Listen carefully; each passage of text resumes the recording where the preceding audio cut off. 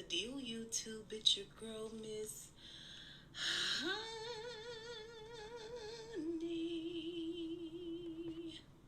Welcome back to the channel, you guys. Forgive my somber beauty, the robust romanticism of the lips.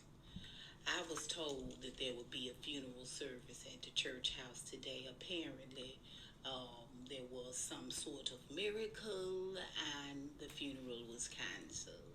I felt the episode was a bit rushed. You guys tell me what you think. I do feel like they're just trying to throw everything back into this final season. We get conversations about May. We go down to the old club in this episode.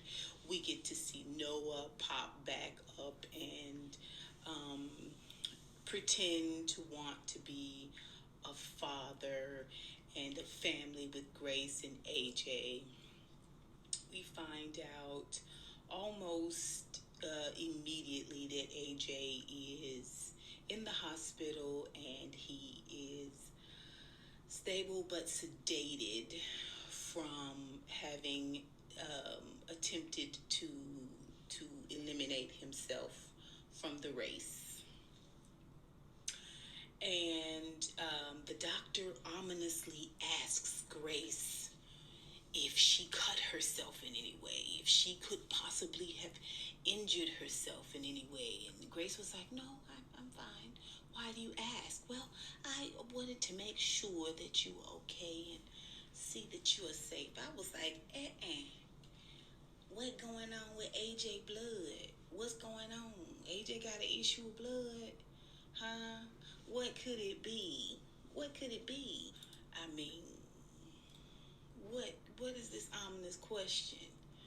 And Grace don't think no more of it, really. If she does, she don't mention it. Now, her and Sophia been down at the hospital all night. Sophia laying there asleep. She don't even get up when the doctor come in. But, they had been there all day, and they said they sent everybody home and all this, that, and the third. The doctor asked about Noah, the person's father, which we're not gonna pick at these scabs, Grace tells her that he's coming in later on that afternoon, and that she wants to see him right away. Well, not right now. You can't see him right now. Or I'll just wait here and I'll see him when he gets up. And she was like, no, you need to go on home, get you some rest. Ain't nothing going on now. He's sedated, and he's an adult. It's up to him whether he want to see you or not. Okay. So why you asking about where his father at? You ask about his father like he a minor. So Grace does decide that she's gonna go on home, and she, comes into the house for breakfast. Charity got something to say, but she ain't got time for Charity. She go on upstairs. Now she dog dead tired, right? But she can't rest, so she called Darius, and Darius got some information for her, or some possible information on a lead that could give him some 411 about what's going on over there with Bob and Hope and Mayonnaise. So he want to know if she want to ride with him to talk with, get this intel. Maybe she can be of some help, since the intel they trying to get it from this guy named Cal.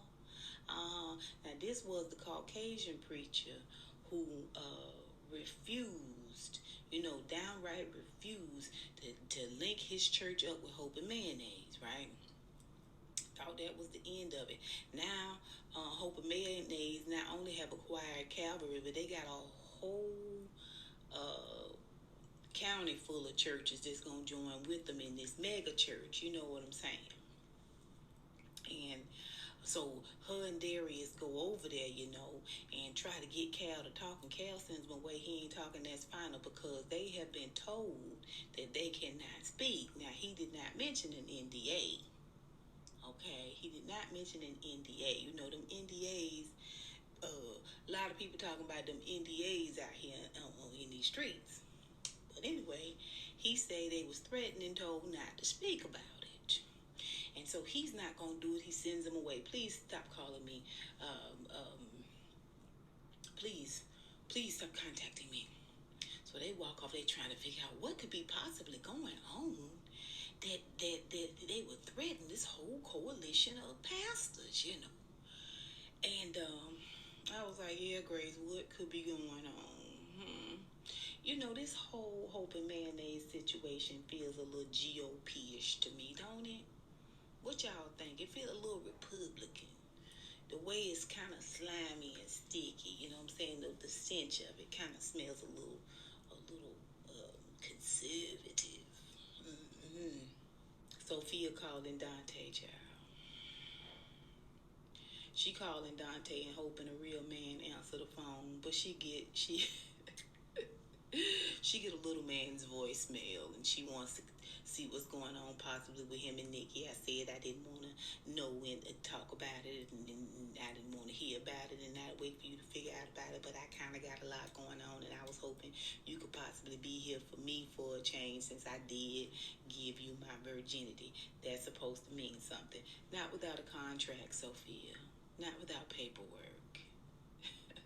That's the only way he could be forced to feel something. This is what happens. This is what happens. It is the ugly part of becoming a woman a lot of times, especially when you're headstrong and you're determined. You're determined, huh?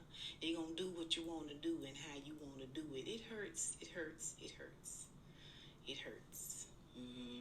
But Dante and his filthiness is not done with you yet, Sophia, but let's just move forward.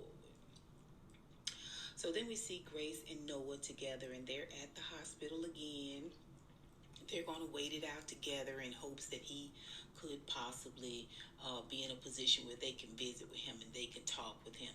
Doctor comes out and tells Noah, "Are you the father?" "Yes, I'm the father." He doesn't want to see you. And Grace is like, "Oh, it's probably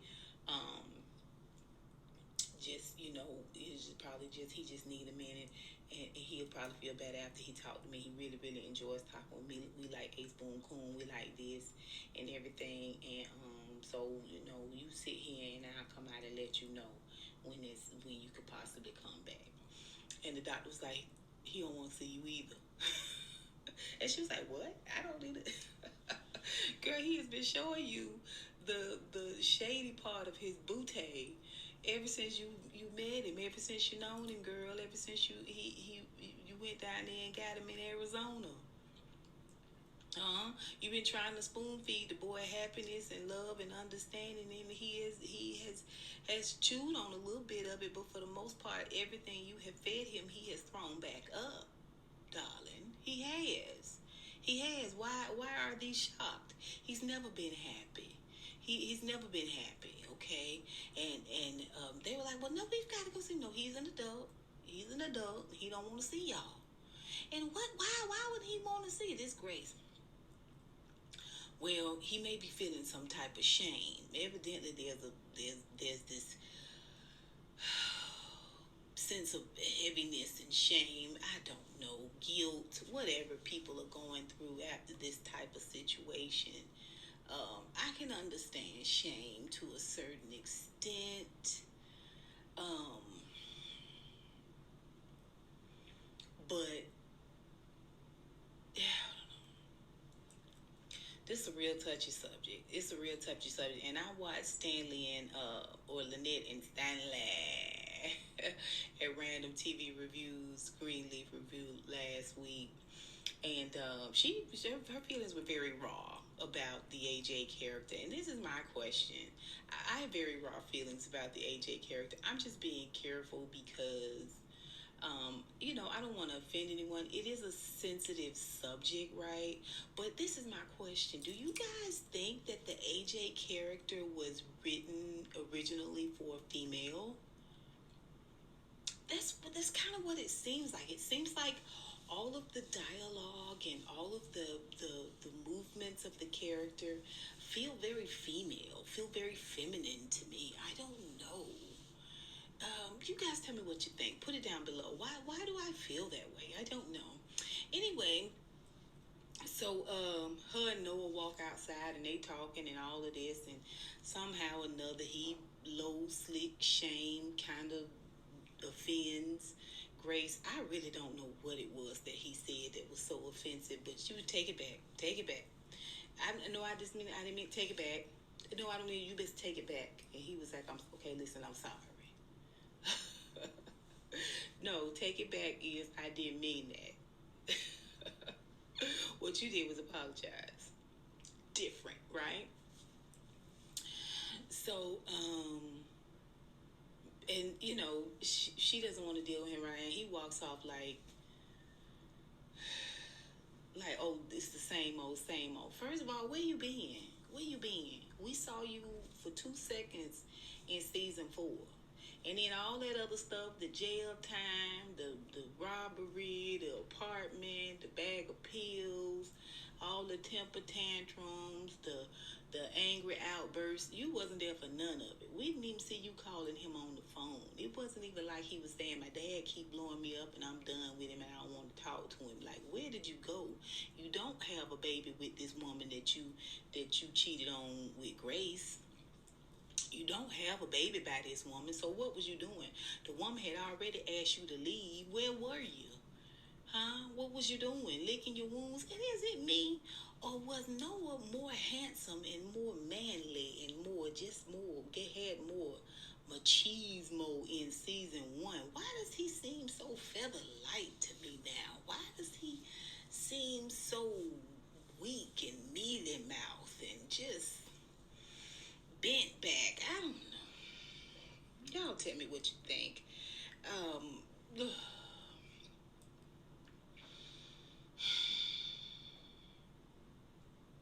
So then we see where Grace is sitting on the front steps at the mansion, and she's talking to May about AJ not wanting to see her, and her feelings about that. And May was talking about how even though Faith isn't there, she would go down to the graveside and talk to her just to feel some sense of love, have some sense of connection. And now she goes to the lake to speak with Faith.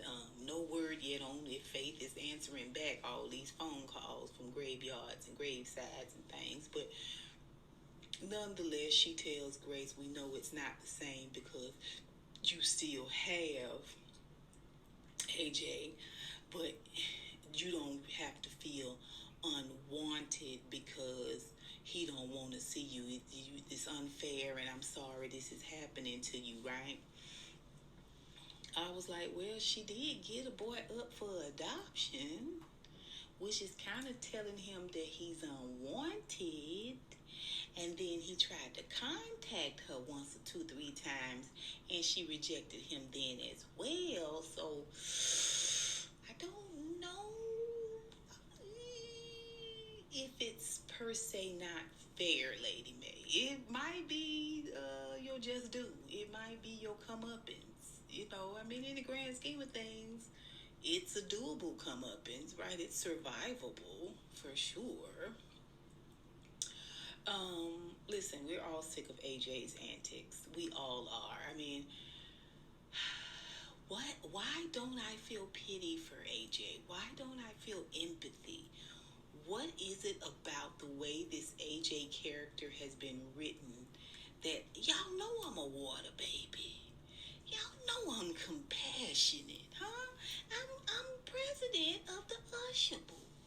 I'm a lead around this piece. Okay? Huh? But I don't feel it for AJ. I don't feel it for AJ. And I'd like for us to talk about that maybe down below. Y'all let me know what you think, okay? So, meanwhile, Grace gets a call from Cal Weaver. Is Cal Weaver here? Oh, hey, Cal. How are things going? I'm calling to tell you something. Oh, well, okay. Would you like me to come over? No. I need this to be off the record. And I don't need your reporter friend involved in this. Grace said, oh, well, okay, do tell. What is it, Cal? And he says, Eden Vale Lending. She was like, I don't know what it is. What do you mean Edenvale Lending? What is that? I don't understand what it. He said, that's all I can tell you. That's all I can say. Now tell your boyfriend, okay, Darius, stop calling around here. Him, leave me be. Okay? So hangs up on Grace. Okay. Grace then goes back to the hospital and she looked like she got on AJ's hoodie. You know, he was always wearing a hoodie of doom, and the ram that walked out of the bush over there at Faye's grave site and talked to Grace at the end of season 4. You know, he was wearing a hoodie as well. So now she's sitting in there with a lady size small hoodie on and wrapped up, and she wants to anchor herself there, so because he needs her so desperately. And if he should call out for her, if he should holler out her name, she wants to make sure that she is there and that she hears it and that she runs in. Okay, all right. This is her main focus. Meanwhile, Sophia is spinning out of control. Sophia is spinning out of control. Okay, we had Zora, and now we got Sophia. Sophia is back and forth with this whole Nikki situation. All of a sudden, Nikki is back, and she's calling Dante, and Dante got her over there, and he calling her, and they fighting. You know, they old Chris and Rihanna early 2000s. You know, type of situation. I think that was the early 2000 type situation. They got a kind of, you know, hellish back and forth type situation. They can't be without each other. They can't cure nothing and won't nothing die. And Zora's sick of it. Meanwhile, Sophia, instead of looking to her family, you know, she is looking to Dante to have something to say, to bring some type of comfort to her, right? You know, because she exchanged her virginity for his loyalty, okay? But when she got home and opened that box of loyalty and found them bricks in there, now she feeling real dumb. And Zora around there talking about her business. Well, not really her business, but talking about Kiki and Dante business over to her mama's. Over to Carissa. That scallywag. And she's still giving Sophia a hard time for being the same hot tail she was in season 2 and 3 and the first part of 4. Or 1, 2, and 3. Okay? Anyway, Sophia break down and tell the child, tell Zora that give her a break. She lost her virginity to a man last night, and he might be getting back with his girlfriend. No, give you a break because your brother in the hospital. He tried to eliminate himself. Give you a break because of the man. Okay, but she there to get a playlist that Sophia made, that Zora made for her, and she gonna dupe it and then give it to AJ. Come to find out, she ain't been down there to ask if AJ will see her. She asked her mama later, will you give this song to AJ, this playlist to AJ? Or do you think he'll see me? Why are you asking your mama? You already know he won't see your mama. You should have been done trying. Anyway. But you around here running around behind Dante. Oh, okay. All right. Meanwhile, like I said, Grace, Sophia needs some help. You might want to ask her some more leading questions other than, oh, you and Zora back friends? Lady May still not eating. And Bishop feel like ever since we decided to get married, I thought you would be eating again. And she said she ain't eating again till the Lord say something. Okay, until he move, she ain't moving. And so he is just pressuring her. And he said, when are you gonna marry me, woman? Cause she's like, we've been in the hospital. Adrian tried to kill herself. We need to focus on that. We don't need to be thinking about getting married. He was like, no, now's the time that we need to do it. Now more than ever. And he's trying to pressure her, and finally he said, you gonna marry me, doggone it. And she was like, Flag Day, child, Flag Day. And he said, done. Absolutely. I'll take it. Grace come in and she got keys to Mavis's. Mavis had a juke joint. They going down there to see the juke joint because they want to know if they could possibly use it for a church service, right? As a house of worship. And listen, May got down there and she just was, it belonged to Mavis. And Mavis had Bishop's eye and Bishop's heart there for a long time. And May feel a little certain type of way about that. You know what I'm saying? She's playing the role of Nikki. And I guess Mavis would be Sophia, child. I don't know. Anyway, Bishop say, when she say it needs to be torn down, it's not suitable for a church. And he said, well, you can't just tear it down. We'd have to talk with Mavis about it. Why he say that? Why he say that? That fired her even more. She wanted gutted. It has to be demolished. Have to start all over. The whole ground. We probably have to dig it up. The soil is probably wicked. You know how she do. You know how she do.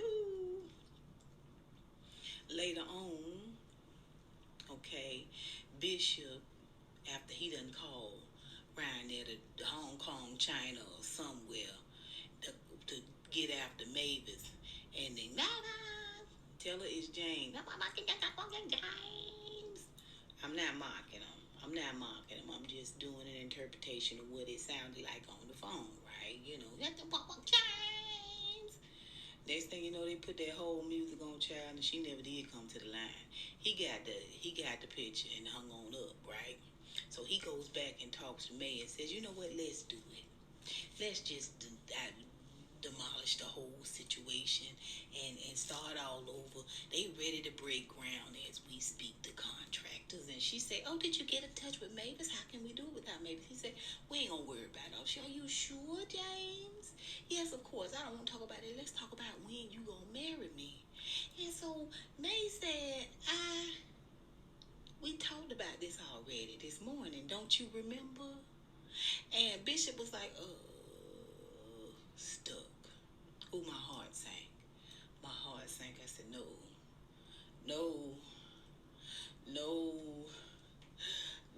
Bishop got old timers.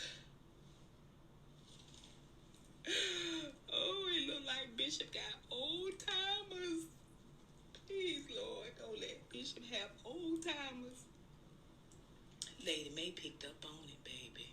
She picked up on it. He played it off, oh, yeah, Flag Day. You know what I mean? Come back to him, oh, yeah, Flag Day. You right here? She was like, yeah. June 14th, June 24th, whenever it is. It's one of them holidays, darling. So,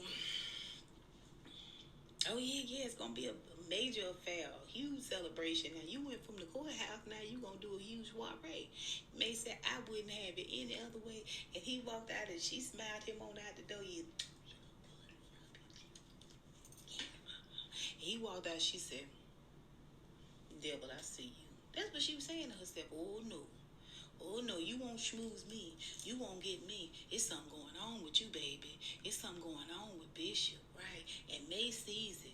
And this is the thing that catapults her back into eating.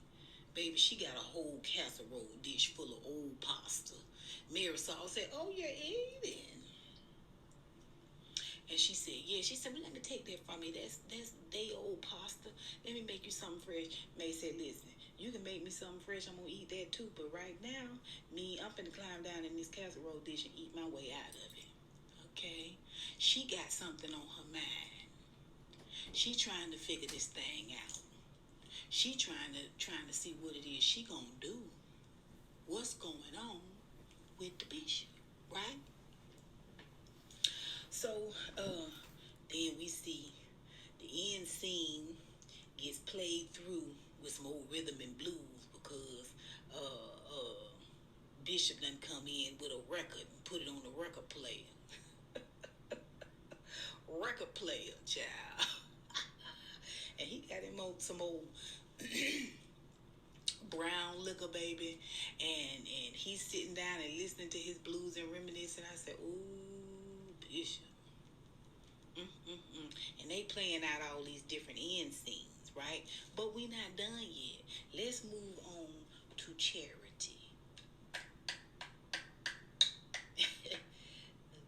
That heifer, that indignant cow. Hmm. Hmm. First of all, you come stomping through that breakfast room, and you see Grace standing in there with Bishop and May, okay? And you run up to her and uh, how's AJ? Grace said fine and turned to walk off. Are you okay? Are you all right? Grace was like, I'm fine. Face, face, walks off. And Charity was quick. She was quick. Ooh, she caught her face before it could hit the floor. Ooh, ooh, ooh. Get it. It's sliding, Charity. Ooh, ooh, ooh. It's sliding. And Megan and Charity, she turns around with indignation, like, how could she talk to me that way? How could she behave that way, right? And Meg said, Charity, how dare you? You shouldn't even be living in this house. You ought to be cast out in the back field somewhere, with a sitting on stones with a dunce hat on, so with the shadow of your predecessor swinging. Your favorite, your she said your favorite Bible character swinging, and Charity say Naomi. She said Judas. Charity, think, Charity. That's why we're here. Charity doesn't think, right? She doesn't think. Okay, so she storms out, and Bishop agreed. They kind of have a point. She has a reason to be mad at you.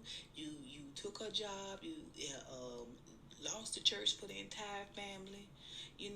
So yeah, people gonna be mad at you. She storms out. Where are you going? She says, to the church where I'm wanted. Hold that thought, sis. Hold that thought. You sashay on round to that church, high stomping in there with them open toe boots on. Okay. And your office is being painted Pepto Bismol pink with a trim of gray. Because now that office, okay, which you thought it was going to be the first lady's office, okay, you was going to be the first lady, that office belongs to Judy Mayonnaise, okay? And she had all your things removed and the office painted. So she stomps down there to Fields because the secretary told her that wasn't her office no more, according to Phil Dumas. So she stomps down there to Phil, and you giving her my office, but it's only right that office belongs to the first lady. Like, she wants the office. Her daddy is Bob Mayonnaise. She's Judy Mayonnaise. And if I want any success in my life, I've got to eat the mayonnaise, right? Like, I've got to be all into the mayo. And so, she said something, child. I don't know what it was. A little temper tantrum, and then cleared all the stuff off her desk. And then a few moments later, she's sitting down with Phil in the conference room, and he got plans rolled out. He having trouble with a contractor. He don't know how to talk to him and how to get through to him, how to get this done. You stole a whole church, and you can't negotiate with a contractor. You stole an entire church, an entire congregation, and the people's daughter. Talked the woman into betraying her sister and her entire family, the legacy of her family, the good name of her family, and you can't talk to a contractor, Phil. This is what I mean by these rush storylines. Like, I'm trying to be strong here for Greenleaf and not just go full on with them, but I just don't know how much longer I can do this. Right? I don't know how much longer I'm gonna be able to wear these genteel gloves and operate under this auspice of kindness and temperance, children. Well, Phil Dumas wants Charity to go down there and manage the situation. In stomps Judy. She wants to know, what are we talking about here? What are we looking at here? And Phil tells her, and Charity sits there like she ain't talking to her. You know why I'm mad. And Judy was like, oh, butterflies and butter beans and razor blades and axe handles.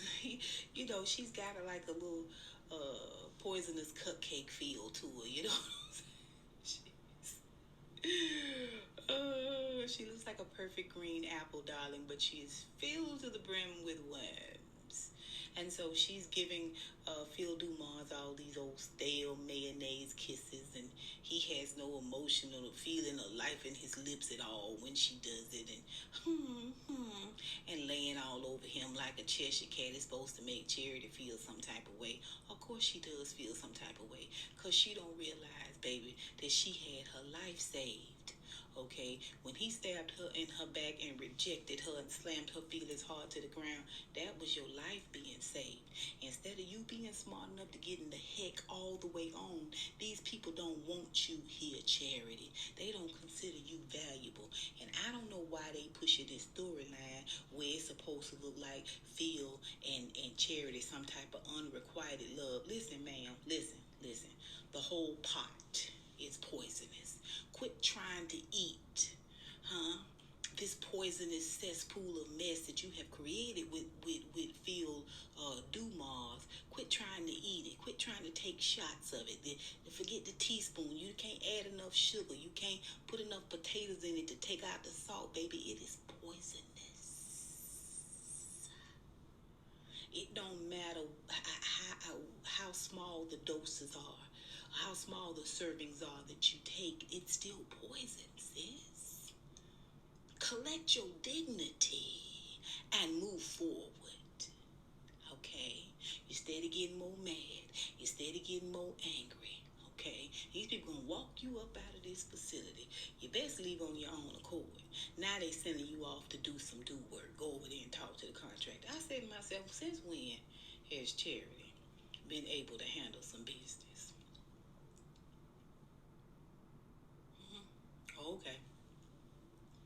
So Judy's gonna walk out and Charity's sitting there, and she making little comments about rolling the paper up. I don't know what that was. It was just, trying to take little digs at Charity. And when she walks out, tries to walk out, Charity starts talking, and she looking right at Phil Dumas. They don't break stare with each other. He is only marrying you because he's being forced to. He's really in love with me. Now she don't take her eyes off of Phil, and he don't take his eyes off of her. And it's a moment where you feel like, get up, tell it. At the same time, it's like, Charity. I wouldn't give him the satisfaction of my love. Okay? He don't deserve it. At all. Okay. And Judy walked back and said something about a scripture, like I said, gumdrops and Tootsie Rolls and razor blades and chainsaws, something about a decent woman don't answer insults, all this other stuff, and the F word, but she says the actual phrase, the F word. I don't know what that was. Charity was like, this is the woman that you want to marry? Because she referenced the curse word? That's the reason why he should feel ashamed, not the fact that she drew the mayonnaise. Her daddy is Bob Mayonnaise, and they running around fracking and pillaging good churches, uprooting the boot scooting boogie and sham bam the people, so he can be sent. This is the reason. You don't have no greater feelings about why she's not a good fit for him other than this. Throw the whole pot out, Charity. Throw the whole pot out. Cut your losses, get your stuff, and go. And your family's not accepting you because you're not accepting the fact that you did something wrong. You don't have any remorse. You're still going down to this job, a job you got by cutting your family's throat. Anyway, when Grace and May was sitting on the front stoop talking, that's when Charity pulled up and she tried to talk to both of them. Grace was like, I can't even do this. And she go on inside, you know. And May tells her,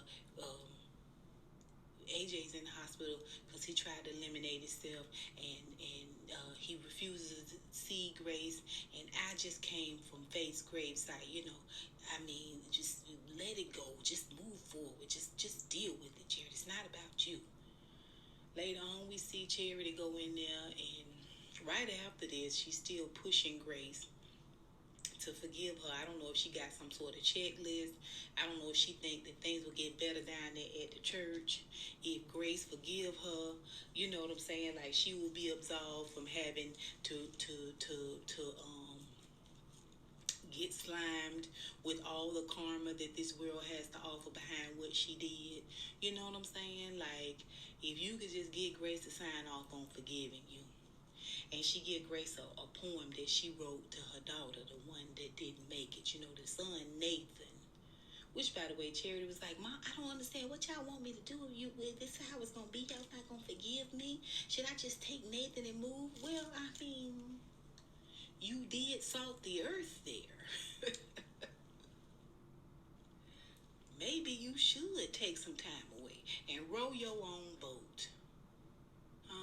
Row your own boat, till your own soil, instead of depending on somebody to give you something or co-sign on some of your bull crap. Make your own way in this world. Well, anyway, she give Grace this poem. It was a beautiful poem, but listen, it was the right thing at the wrong time. Grace said, "My son is still alive. He is not gone." It still was applicable, but that's not the point. One, I don't want to deal with you right now. And two, this is not about you. Because as Grace is reading it, she's kind of reading some key, you know, she's reciting some key points that she's memorized from it. And Grace said, this ain't about you. You still make this about you. And Charity got up and got that poem from Grace and said, you and Lady May deserve each other. I was like, what does that even mean? What do that even mean? They deserve each other. They mother and daughter. You sister and sister. This your sister. That's your mama. This your family. It didn't mean nothing to you. You and Phil Dumas deserve each other. Huh? Y'all need to be in old trailer park somewhere where y'all can snarl and bite at each other's ankles. Like the true trash you are, darling. Like the true trash you are. Now Jacob opened the show for us. He was down there at the storage shed, you know. He in there with a cold soda and a white bread sandwich going through the paperwork. He just can't find nothing. It's just quagmire in there. But he does see some fishing gear and a tackle box, and he collects that and heads on back to the house. He get to the house, Zora in there running down all Nikki's and Dante's business to Carissa. And Carissa is sitting there talking about, you know, you're never alone. You'll always have someone. And Zora was like, me and the Lord, you right. She was like, oh, silly, I mean me. No, because you trying to destroy her daddy. You trying to destroy her family, her extended family. Okay, you're going to set it all on fire if he don't give you what you want. Huh? You're going to scorch the land that they live on. But you love Zora and you're going to be there for her, right?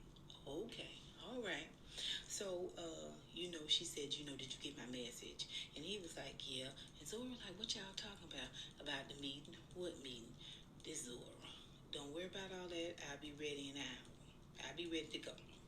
And so, they get to the meeting, and Carissa and the lawyer sitting on the other side, and Jacob on one side by himself, looking like a wet puppy dog, child. And Carissa sitting over there with them sharp cheekbones, child. She looked like she had sharpened her teeth a little bit when she was sitting over there. And that stern chin, and the lawyer is talking all cold. I was like, this supposed to be your lawyer too, Jacob? No, buddy, this ain't gonna work. But she want full and complete custody. And he got to get a job right away because he need to keep her in the lifestyle to which she had grown accustomed. Uh-huh. Oh, okay. And she looked like she might feel slightly bad about him. He was like, I won't share custody. He don't want to sign the paperwork. He won't share custody. And the lawyer's like, I thought you said this was all resolved. And Jacob was like, really, Carissa? All resolved? I won't share custody. And she sat there with them sharp cheekbones and that stern chin and looked straight ahead like she don't care. You know what I'm saying? Full on jugular. I'm not going back to work. Even though I'm a school principal. I'm not going back to work. I'm not carrying myself with any dignity or ethics or morality. I'm not doing it. You know what I'm saying? I have been hurt, and now I am going to hurt and scorch the earth. He signs it. I was like, Jacob, Jacob, Jacob. Why you not talking to your family? Why you not talking to your own lawyer? I just don't get it. I just don't get it. So, when he get back to the house, him and Carissa and Zora confront them. Y'all getting a divorce. You cheating again, Daddy? First of all, don't mess around and have to pick your teeth up. Now you know they don't do that no more, but they used to say that. They used to say that. They don't really yoke the children up no more like they used to. Um, so she was able to keep talking, and he kept giving her a couple of warnings. Then finally, she just stormed out. First of all, Zora, you fresh off the runaway train. Be quiet. All of a sudden, you saved and holy and know what's best for everybody. Sophia, Kiki, Dante, now your mama and your dad. If you can get somewhere and sit down and try to find you a half a teaspoon of education, huh? Okay. Anyway, he was like, really? You gonna make me take the blame for all of this? Carissa was like, yeah. And you gonna pay me that money. And if you and he said, "How you know what? I'm gonna tell Zora what's going on." And she said, "You do, and I'll blow your family up and watch your daddy be hauled off to jail." Like this is what I'm saying. At this moment, with them sharp cheekbones and that stern chin, it looked like her teeth looked like gremlin's teeth. They was sharp. Like the way this woman's playing this role. I mean, she looks like she could rip Jacob's jugular out. She looks like she is fully prepared, okay, to pick his teeth, pick her teeth with his bones. Yes, she does. She mean business. She mean business. And she said, you cheated on me. And after 20 years, I made one mistake and you try to kick me out. Well, listen. I get what you're saying, Carissa. I really do. I understand. It was bad form him cheating on you. I get it. And when y'all ain't living at the house, y'all robbing Peter to pay Paul. I get all that too. But my dear, what you're doing is catapulting yourself in a place of darkness to which you may not be able to recover from. You may get everything you want, and you're still right. You may acquire much, and you're right. But it is not going to be the same when you sitting low, lonely, and cold.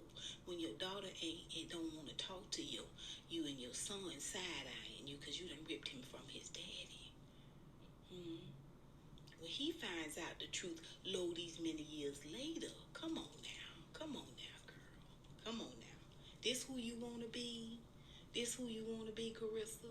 You're a real piece of work. And my thing is that if it wasn't in you, it couldn't have come out of you. And the side we seeing now, I feel like that's you. That's you, like Lady May. I wanted Jacob to give her a Lady May slap, but he can't do that. Later on, Jacob down at the lake with Sticky, Icky. What's the little baby name? What's his little son name? Is it Dicky? Squiggly? I can't think of it. But when he was arguing with Carissa, the baby cried out like a small child, like a newborn. You know what I'm saying? Like a toddler. Now he's standing here on this. He looked every bit of 8. I don't know. You know, I don't have no children. So I don't be knowing their sizes and stuff according to their ages. Like, I don't know. He looked like he 8. And Jacob telling him, I know you heard some stuff between your mother and your mama. Don't worry about it. It's okay. And he was like, uh-huh. Let me see if I can find you a lure. Now he got this tackle box he done got out of storage. And he go look in the tackle box looking for a lure.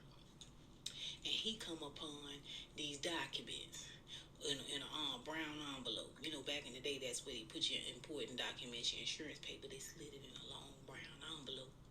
And so he opens it up, and it looked like one of the wheels, right? The wheel that he been looking for. Next thing we know, he knocking on Tasha Skank's door, and she looking around like, Jacob, what are you doing here? Tasha, I need to find Basie.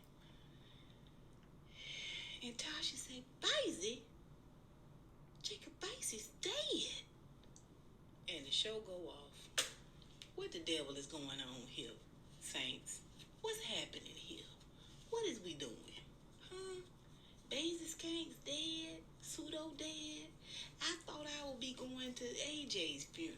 Now we got Basie's funeral. And what's going on with Darius trying to play like he might want to be with Grace, and Noah trying to play like he might want to be with Grace? Where y'all been? What y'all bringing to the table? Darius, you still treating Grace like a business partner, like a brother. Even though y'all look like brother and sisters, you treat her like a brother. And Noah, if you don't get your mealy mouth, if you don't get your whiny, needy behind, JJ is definitely your son. Because y'all both needy as all get out. That's all I want to say about that. When is Jacob gonna talk to his family about this situation with Carissa? When he gonna get some help? Everybody knows, including Jacob, that he's not smart enough to handle this by himself. He just is not.